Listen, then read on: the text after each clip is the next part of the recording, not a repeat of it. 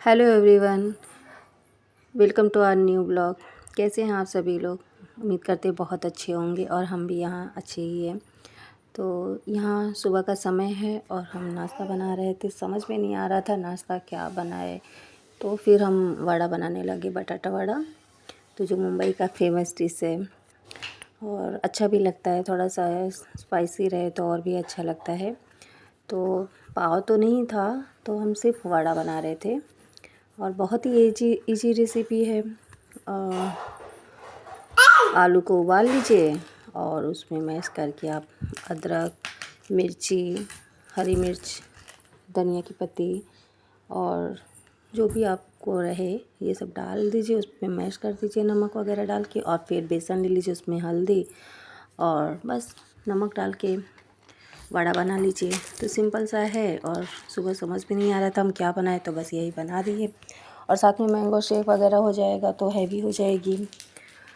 और लाडो रानी सोई थी तो जल्दी जल्दी हमको बनाना भी था।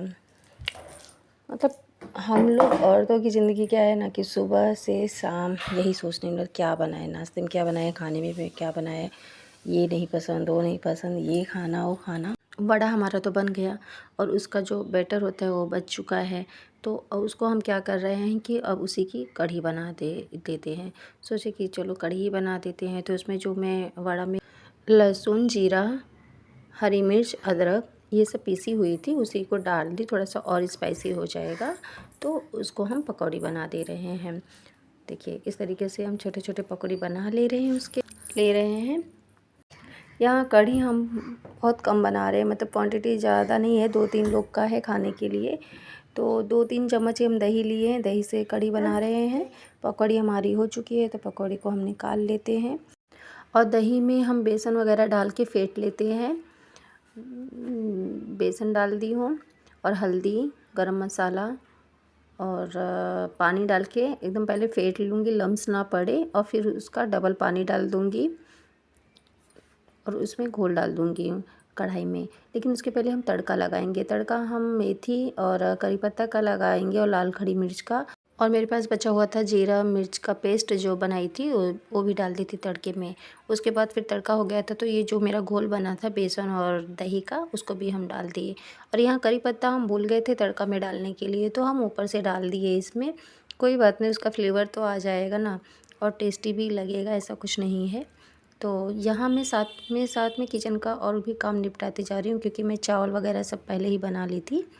आटा गूँथ के रख दी थी, गरम गरम रोटी बनाऊंगी और चावल वगैरह बना ली थी। तो फिर ये मैं रबड़ी बनाई थी, दूध ज़्यादा था तो रबड़ी बनाई थी, तो उसको भी निकाल दी। और ये नीचे मैं पानी डाल दे रही हूँ कि मतलब गंदगी जो झाड़ू उड़ू लगाई थी ना फर्श पे, तो पानी मतलब डाल दी हूँ कि उसको बाद में वाइपर से निकाल दूँगी, साफ़ हो जाएगा गंदगी। तो यहाँ दूध बचा हुआ था, उसको भी छान के डाल दिए गर्म करने के लिए भगोने में।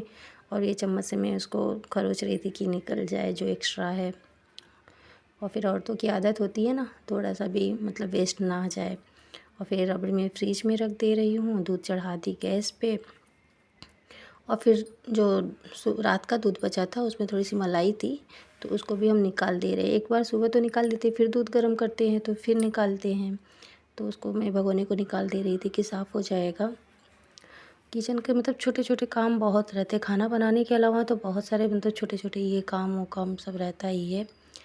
और फिर ये सब बर्तन जो एक्स्ट्रा था, बाल्टी भगोना ये सब जो बर्तन धुलने वाला, वो हमारे यहाँ बाहर निकलता है तो हम बाहर निकाल दे रहे हैं। और साथ में हम कढ़ी को चलाते भी रहे हैं।